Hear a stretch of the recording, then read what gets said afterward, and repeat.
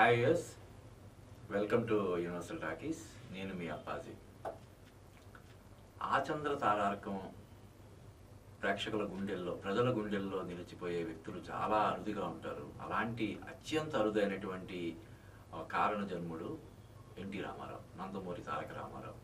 అంటే ఆయన భౌతికంగా మన నుంచి దూరం అయ్యి దాదాపుగా 3 దశాబ్దాలుగా అవుతున్నా కూడా ఇప్పటికీ కూడా ఆయన ఖ్యాతి కానీ, ఆయన పేరు కానీ, ఆయన గ్లామర్ కానీ, లేకపోతే ఏది కూడా ఇప్పటివరకు చెక్కు చెదరకుండా ఉండడం అనేది ఒక చరిత్ర అని మనం చెప్పొచ్చు. అంటే ప్రపంచవ్యాప్తంగా తెలుగు ప్రేక్షకుల గుండెల్లో సుస్థిర స్థానం సంపాదించుకున్నటువంటి వ్యక్తి. నాట్ ఓన్లీ తెలుగు ప్రేక్షకులు, మొత్తం యావత్ భారతదేశంలో కూడా ఆయన గురించి తెలియని వాళ్ళు ఎవరు లేరంటే ఎంత మాత్రం అది అతిశయోక్తి కాదు. అంటే అప్పట్లోనే ఆయన్ని విశ్వవిఖ్యాత నట సార్వభౌమ నందమూరి తారక రామారావు అని చెప్పి అభివర్ణించేవాళ్ళు. అటువంటి ఎన్టీఆర్ సంబంధించినటువంటి ఒక అప్డేట్ ఏంటంటే, చెన్నైలో ఆయన అంటే 82లో రాజకీయాల కోసం మన ఇక్కడికి రావడానికి ముందు వరకు ఆయన చెన్నైలో ఉన్నటువంటి ఇంటిని ఓ ప్రముఖ నిర్మాత అయినటువంటి, ప్రముఖ వ్యాపారవేత్త అయినటువంటి చదలవాడ శ్రీనివాసరావు గారు ఆ ఇంటిని అంటే కొనుగోలు చేశారు అనడం కంటే కూడా ఆ ఇంటిని తీసుకోవడం ఒక గౌరవంలాగా, ఒక గొప్ప వరంలాగా భావించి తీసుకున్నారన్న విషయం ఇప్పుడు తాజాగా వెలుగులోకి వచ్చింది. అంటే అది ఎన్టీఆర్ వారసులందరికీ ఉమ్మడి ఆస్తిగా ఉన్నటువంటి ఆ ఇంటిని వాళ్ళందరితోటి సంప్రదింపులు జరిపి ఆయన అది చాలా భారీ మొత్తంలో, అంటే కోట్లాది రూపాయలు, ఎంత అనేది మనకు కరెక్ట్గా తెలియదు కానీ చాలా భారీ మొత్తంలో ఆ ఇంటిని ఆయన తీసుకోవడం జరిగిందని చెప్పి ఇప్పుడు తెలుస్తుంది. చదలవాడ శ్రీనివాసరావు గారి గురించి తెలియని తెలుగు ప్రేక్షకులు ఎవరు ఉండరు.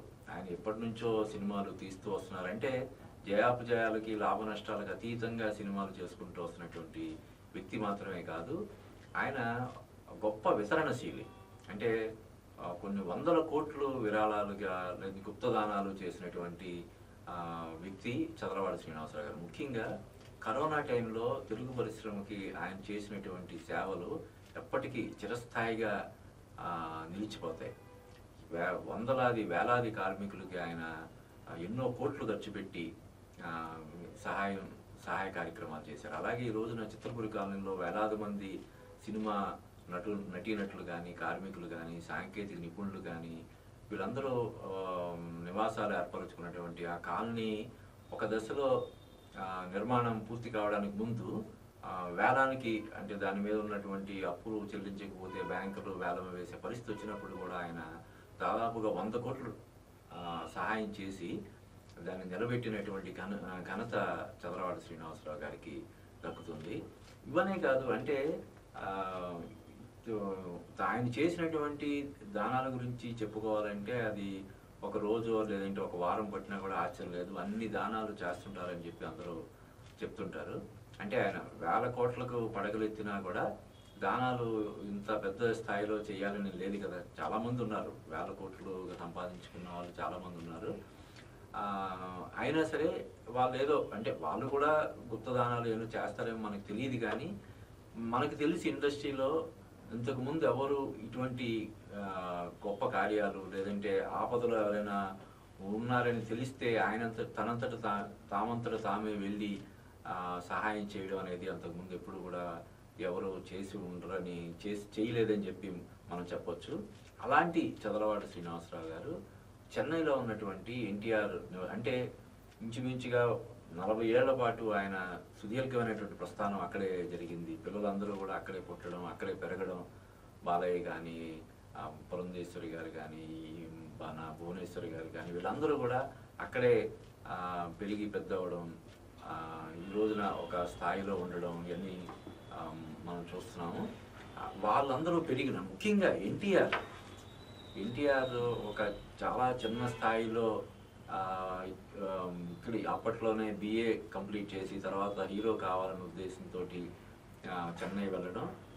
1-2 సినిమాలు ఫస్ట్ నటించినటువంటి మన దేశం సినిమాలోనే ఆయన ఒక చిన్న క్యారెక్టర్ చేశారు. ఆ తర్వాత నుంచి హీరోగా చేశారు. ఇంకా పాతాళ భైరవితో ఆయన సూపర్ స్టార్ అయిపోయాడు. అంటే అప్పటికి సూపర్ స్టార్ అనే పదం లేదు కానీ అంటే తిరుగులేని స్టార్డమ్ 1951లో వచ్చినటువంటి పాతాళ భైరవితోటే ఆయనకి పెద్ద స్టార్ అయిపోయాడు.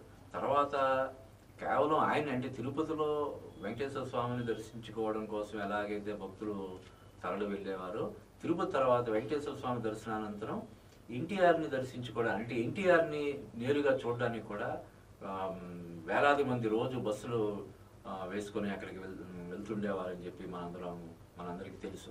ఆ విషయాన్ని చదలవాడ శ్రీనివాసరావు గారు కూడా చెప్పడం జరిగింది. ఎలా అంటే అప్పట్లో ఆయన కెరీర్ బిగినింగ్లో ఆయన కూడా ఈ ట్రావెల్స్ రన్ చేసేటప్పుడు తెనాలి నుంచి తిరుపతి ట్రావెల్ చేసేటప్పుడు తెనాలి టు తిరుపతి అంటే ఒక రేటు, తిరుపతితో పాటు ఎన్టీఆర్ ఇంటికి కూడా, ఎన్టీఆర్ ఇల్లు కూడా చూపిస్తాం, ఎన్టీఆర్ అక్కడ వచ్చి మిమ్మల్ని పలకరిస్తారంటే ఒక రేటు లాగా ఆయన బస్సులో నడిపేవారంట. అంటే ప్రత్యక్షంగా ఎన్టీఆర్ని ఆ విధంగా జనాలను తీసుకుని వెళ్ళి భక్తుల్ని ముందు తిరుపతిలో దర్శనం చేయించి తర్వాత చెన్నైలో ఎన్టీఆర్ దగ్గరికి, ఎన్టీఆర్ ఇంటికి తీసుకొస్తే ఎన్టీఆర్ ఎంతో ఆప్యాయంగా ఒక కుటుంబ సభ్యుల్లాగా అందరినీ ఎంతో గౌరవంగా ప్రేమతో పలకరించేవారని చెప్పి ఆయన స్వయంగా చెప్పడం జరిగింది.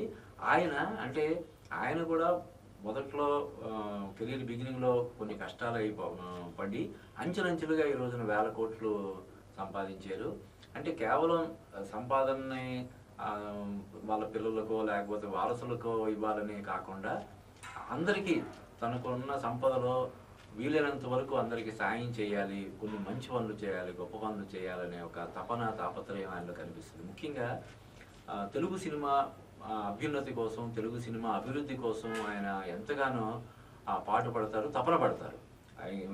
మొన్న జరిగినటువంటి ఫిల్మ్ ఛాంబర్ ఎన్నికల్లో కూడా ఆయన చిన్న నిర్మాతలు ఉంటేనే చిత్ర పరిశ్రమ మనుగడ, పెద్ద నిర్మాతల వల్ల కాదు ఇండస్ట్రీ బతికేది, చిన్న నిర్మాతల వల్లే, కాబట్టి వాళ్ళని కాపాడుకోవాలి, మనం చిన్న నిర్మాతలను కాపాడుకోగలిగితేనే మనకి మనుగడ అని చెప్పి 1కి 10 సార్లు ఆయన బలంగా చెప్పి దానికోసం విస్తృతంగా ప్రచారం చేసి ఆయన ఘన విజయం సాధించడం కూడా మనం చూసాము.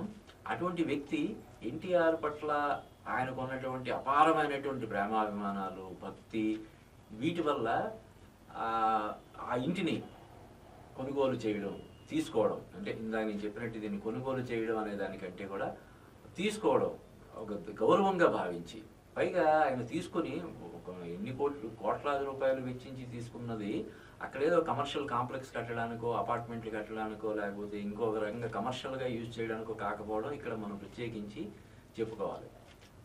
అంటే భారతదేశ చలనచిత్ర చరిత్రలోనే కాదు, ప్రపంచ సినిమా చరిత్రలో ఏ హీరోకి దక్కని గౌరవాన్ని ఆయన అక్కడ ఎన్టీఆర్కి కల్పించబోతున్నారు. అంటే ఆయనకి ఇప్పటికే ఆయనకున్న గౌరవానికి, గౌరవాభిమానాలకి ఏ విధమైనటువంటి లోటు లేకపోయినప్పటికీ కూడా సరికొత్త గౌరవాన్ని ఆయన అద్దబోతున్నారు. ఏంటంటే ఆ ఇంటిని ఏదైతే దాదాపుగా 1000 గజాల్లో ఉన్నటువంటి ఆ ఇంటిని యాజ్ ఇట్ ఈజ్గా, అంటే కొద్దిపాటి ఇది చేసి మరమ్మతులు అవి చేసి యాజ్ ఇట్ ఈజ్గా అలా ఉంచి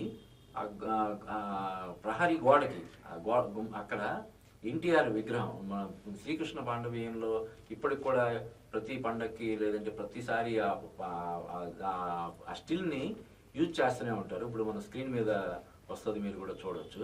అంటే నాటికి నేటికి రారాజు ఒక్కడే అని చెప్పి ఒక క్యాప్షన్ పెట్టి మరి అది ఆ స్టిల్ని వాడుతుంటారు. దాన్ని ప్రత్యేకంగా ఆయన ఇది చేయించి అక్కడ పెట్టబోతున్నారు. అంటే ఇంకా చెన్నైలో ఎవరు వెళ్ళినా కూడా ఆ దారంటూ వెళ్ళే వాళ్ళందరూ కూడా ఇలా ఒకసారి లుక్ చూస్తే ఒక సింహం లాంటి రాజసంతో మన ఎన్టీఆర్ అక్కడ కనిపించబోతున్నారు. అంటే అది ఒక స్మారక చిహ్నం, ఒక స్మారక మందిరం లాగా దాన్ని తయారు చేయబోతున్నారు. అతి త్వరలో ఒక 2 నెలల్లోనే అది మొత్తం, ఇప్పుడు ఆల్రెడీ వర్క్స్ అయ్యి జరుగుతున్నాయని చెప్పి చెప్పడం జరిగింది. ఒక 2-3 నెలల్లోనే అది ప్రజా సందర్శనార్థం కూడా అది ఉంచబోతున్నారు అని చెప్పి తెలుస్తుంది. అలాగే మన ఈ తెలుగులో ఉన్నటువంటి సీనియర్ ఫిల్మ్ జర్నలిస్టులందరినీ నేను తీసుకెళ్ళి సరదాగా అక్కడ నేను చూపిస్తాను మీకు అని ఒక మాట ఇవ్వడం కూడా జరిగింది ఆయన. అండ్ ముఖ్యంగా నాకు ఎక్కడ గూస్ బంప్స్ లాంటి ఇది ఫీలింగ్ వచ్చిందంటే, ఒక రోజంతా మనం అక్కడ ఎన్టీఆర్ దాదాపుగా 40 ఏళ్ల పాటు నివసించి ఒక ఆరాధ్య దైవంగా మన తెలుగు ప్రజలందరికీ ఆరాధ్య దైవంగా భాసిల్లినటువంటి వ్యక్తి 40 ఏళ్ల పాటు నివసించినటువంటి ఆ ఇంట్లో మనం కనీసం ఒక రాత్రి మనం నిద్ర చేసి వద్దాము.